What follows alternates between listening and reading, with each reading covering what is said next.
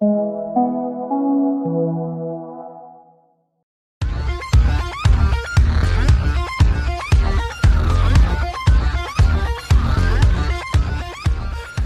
everyone, welcome to the Gamification Report. We read the journals on gamification, virtual reality, game-based learning, and augmented reality so you don't have to. Welcome back to episode 4. We've got a fun-filled show for you today. Up this week, we're going to be looking at how to learn science using immersive reality, video game impact on perceptual skills, complexity in simulation gaming, how do you produce a good simulation game, publication trends in the area of gamification, trends in serious game publications, how to get started in augmented reality production, and a special report, brain training games. Evidence, can I make my brain better with games? Let's get moving. Science and immersive reality, let's start looking at this. Perong and Meyer, 2018, publishing in a very simple experiment where they gave students a science course in which they looked at motivation, interest, and engagement and learning. Now, it turned out that when they did the virtual reality science learning, that they had higher motivation, interest, and engagement. And they compared that to a desktop slideshow.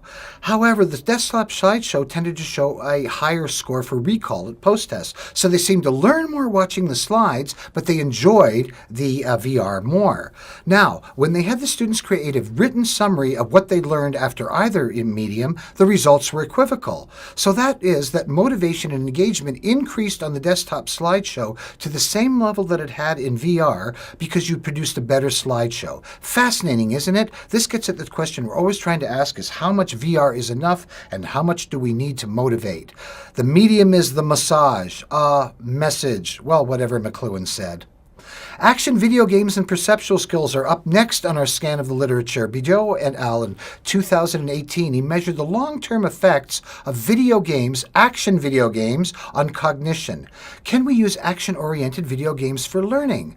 And what he found as an overall conclusion was that action video gameplay robustly enhances the domains of top-down attention and spatial cognition with encouraging signs for perception. So when you're running through a virtual world, killing things and running around, you're improving your brain function. Video games appear to develop the brain in all kinds of interesting ways to produce a kind of hierarchy of learning outcomes.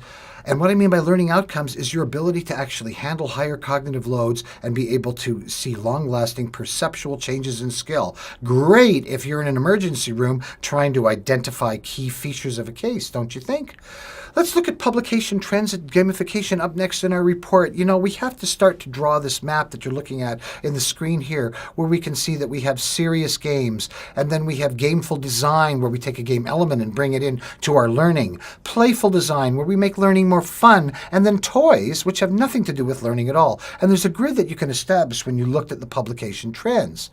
Jussi Kassarin and Anita Tutis produced a great paper in which they looked at 1,164 gamification studies to classify them on their focus area and research topics to see what areas people are researching in gamification right now. Some of their key findings track the number of papers. You can see that like any tech cycle, we have a big blitz, really early stages, and then we have more and more papers. In 2014, 432 papers were produced, 2015 a little less, but the trend is still very strong. There was a little lag space right in here, and people reported that several times in the literature, that around 2011 to 2012, game research kind of slowed, and we thought that that might be the trend shoulder, but in fact the trend is still really strong. What they did in the study is they divided these into different topics, if you will. So for example, T1 had to do with educational teaching, T5 use of games had to do with health and mobile for health and social users,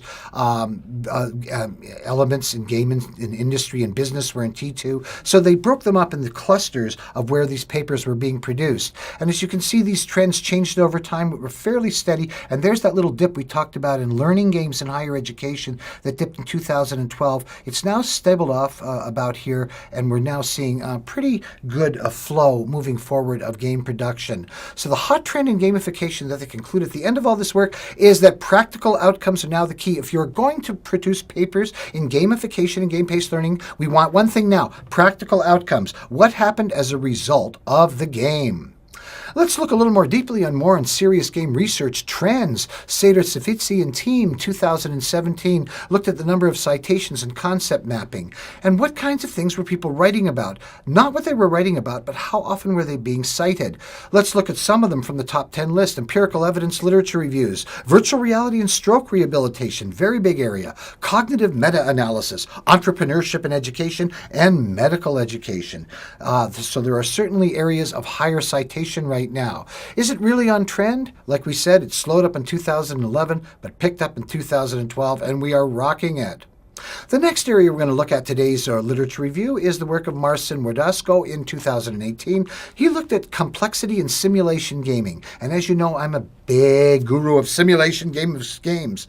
So how do we build a good simulation game? Well, he uses Klaber's architecture developed in 2003. That is, for each simulation, there's what we call algorithmic complexity, organizational complexity, and organized complexity. You can read a little more about it, but it has to do with how effective the simulation is going to be, how it's going to be adapted in the organization, and then how the person themselves is going to change as a result of using the simulation. There are different stages of design they speak about in this paper. We have reality, which we start with. Then we did complexity reduction. So reality is an emergency room. Complexity reduction might be the simple case that you need to look at. Axiomatic modeling has to do with what kinds of things you want to learn from the encounter. Then we deal with simulation games and fidelity. How real is it? Is it VR? Is it lifelike? Or is it on paper and pencil? Then the interface, finally. How do we interface with the simulation? And finally, what does the player have to do? Continue during the design. In order to make effective educational games, we used to think in terms of content. Now we think in terms of player experience. Cannon's work in 1995 talks about what the player might experience in a learning game. First of all, they go into strategic chunking, then sequential elaboration, organizational specialization, and intermediate performance indicators. What does all this mean? Well, I'm not quite sure. But what we're really getting at here is that the idea that you have to design the learning experience for gamers in a way that focuses on the player's ability to use the knowledge at the end of the game. And we want to build it out in a logical, coherent way, not just throw a simulation at them and hope to build a cute game to encase it in.